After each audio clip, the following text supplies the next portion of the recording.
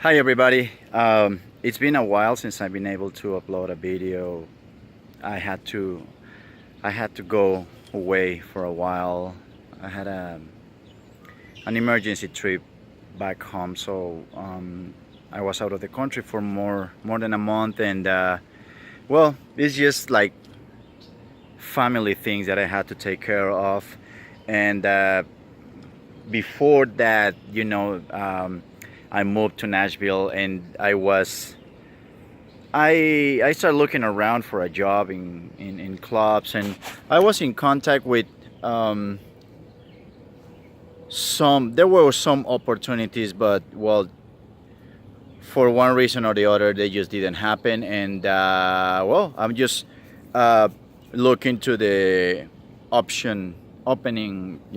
Having an open mind on doing, not working actually on coaching full time, coaching tennis, but doing something else. But I still coach on the weekends, and well, that's just um, what I what I've been doing. So, but anyways, what I wanted to talk about is I wanted this podcast to be about the Federer and Nadal semifinal. I mean quarterfinal of the French Open, and well, there is one thing. It's interesting and it's exciting that they are gonna play against finally after quite a while. We know Roger won. If I'm not wrong, Roger won the last four matches that they played last year, but all of them were on hard court. Um, I'm pretty sure he knows that nowadays. I think that the most challenging match any player can have will be to play Nadal on clay. No other player has that kind of dominance on any surface. Not even Federer has that on grass. At least not as remarkably done as Nadal has done it. So it's certainly, I'm looking forward for that match. And one thing that I wanted to one there are a couple of things that I can take out of that match. On Federer's side is that regardless of the score, whether Federer wins or loses, I think that he has done well. He's been playing very well. He looks very solid on clay. For a guy that has been away from clay for years and come back and already making it to the quarterfinals, I think that it's he's done well. Now, to Rogers' standards, he said it himself. He said, "Well, I feel good because I have gotten farther than I thought that I probably would." In the back of his mind, I know that being the champion that he is, he wants to get as far as possible, and he knew that if he plays well, it doesn't matter how long he's been away from clay, he's still one of the best players, clay court players out there. And he said that in his mind he knew that coming back to play, he knew that very very possibly he was going to play Rafa, and I'm sure that he was looking forward for it. Contrary to what a lot of people think, I'm sure he was looking forward for it.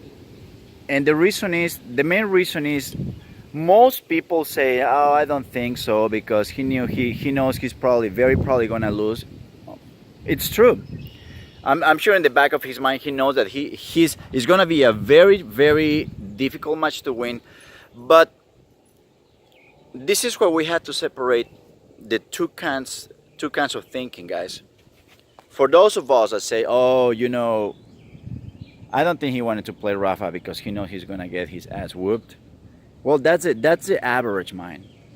That's it. That's the kind of thought that most of us will have, saying, I'm risking getting out there. I'm getting really vulnerable, playing the best clay court player ever, and when I have not played I haven't been on his habitat for years, meaning that, you know what? I mean, he's already been beaten down badly in the past by Nadal, and I mean that was many years ago, but you never know. Rafa is gonna be, he's out for blood, and he's gonna want to beat Roger as bad as he can. As much as they like each other, I'm sure Rafa is gonna say, if I can beat this guy 1-0, I'm gonna do it.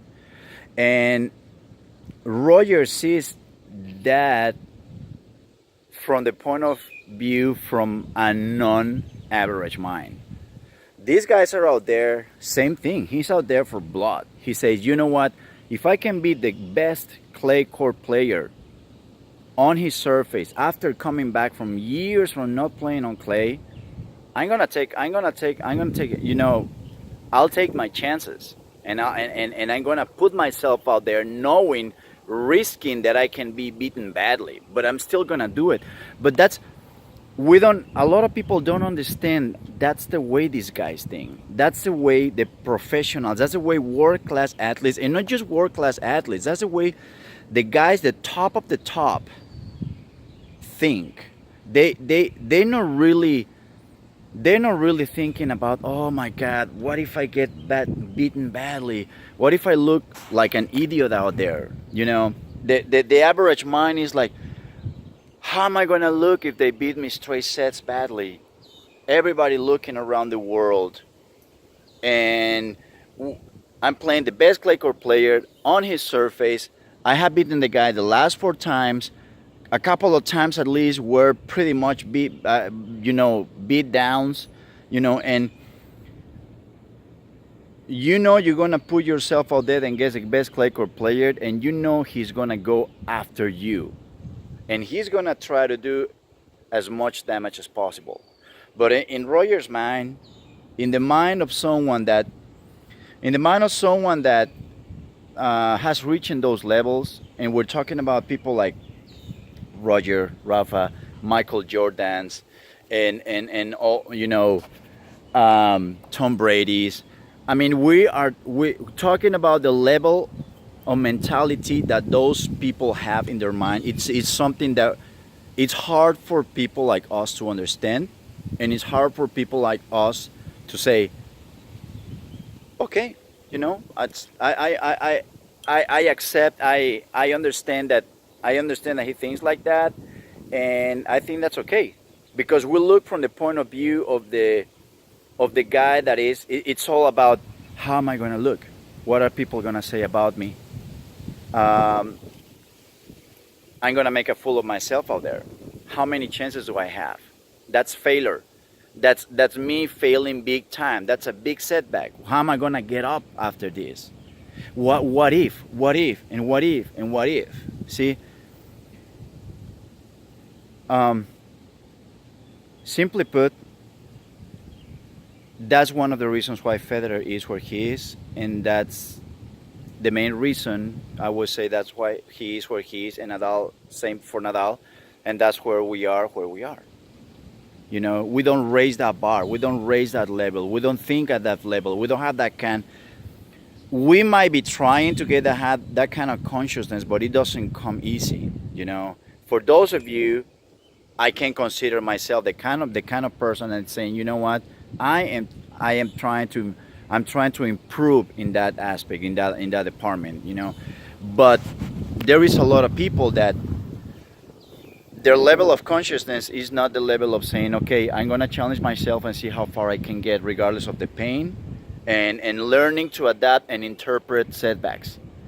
Their consciousness is more the cultural consciousness. Is more the culture consciousness, the consciousness of social networking, or it's just the consciousness of society, let's say. The truth is that Roger has not much to lose and a lot to win. But still, if he loses, it doesn't mean that he's gonna be like, oh well, whatever.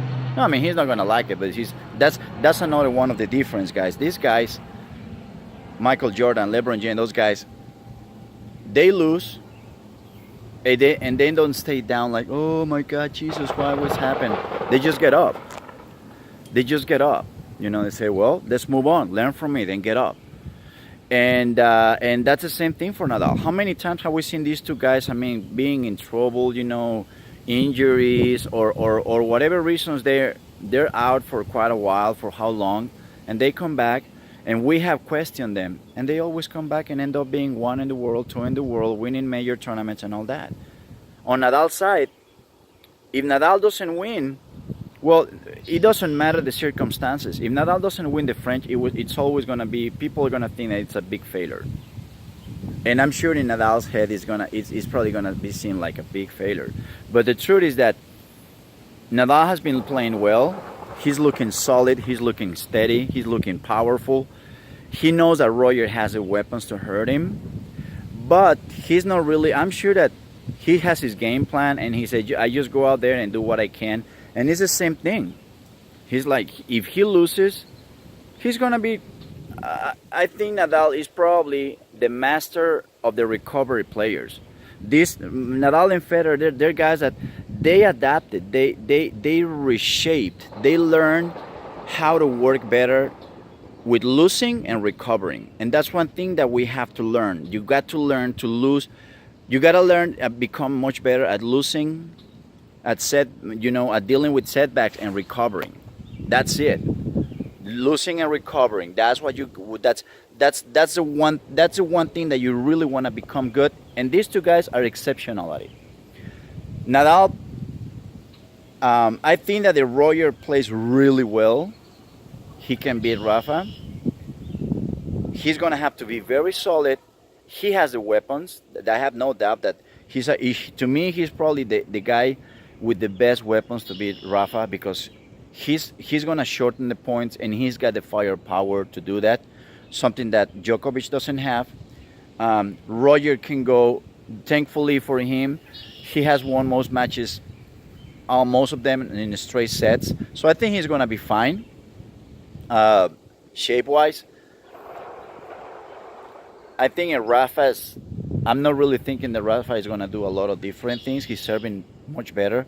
But I think that he's going to go for the same plan. Just grind it, and try to move Roger around, Try to use the clay to his advantage, as he has always done. If Rafa wins, unfortunately for him, if Rafa wins, everybody's going to be like, oh, well, he won. But if he loses, it's going to be, there's going to be people that are going to make a huge thing out of it. To all this, I gotta be honest, guys. My number one contender is Thiem. If Thiem has a good day and his head is in the right place, well, his head is usually in the right place. I have to say his willpower and his determination and his tenacity, which are usually in the right place. This guy, to me, after Nadal and Roger and Djokovic, from the junior generation, this guy's got the biggest mind of them all. This guy is by far, to me at least, is by far mentally much stronger and deals better with failure and recovery than Zverev and Kyrgios and all the other guys, But, he's older too. He's a few years older than those guys. So, but anyways, I actually think that he can win if he keeps his game steady. But both Nadal and Roger have the weapons to beat him too. It's gonna be really hard, really, really hard. But anyways,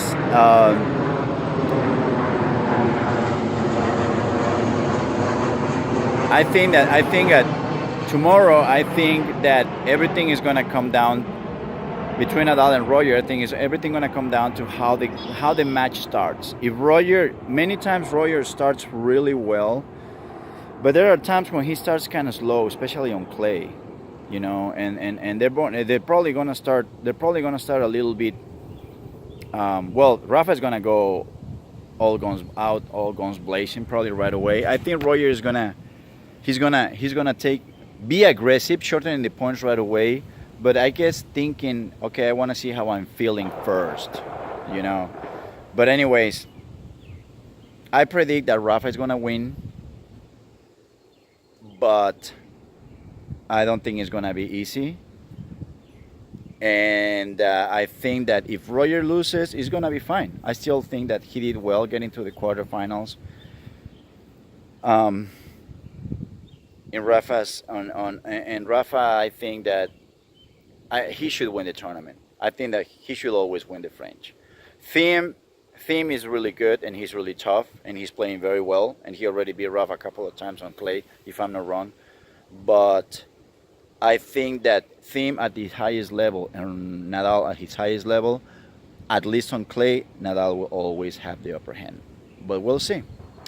We'll see tomorrow. Okay. All right, guys. Well, good to see you. I'm still looking around, looking for a court where to do some instructions, since I don't really have a place where to do it. But I'll be seeing you around for sure. Thank you. Bye.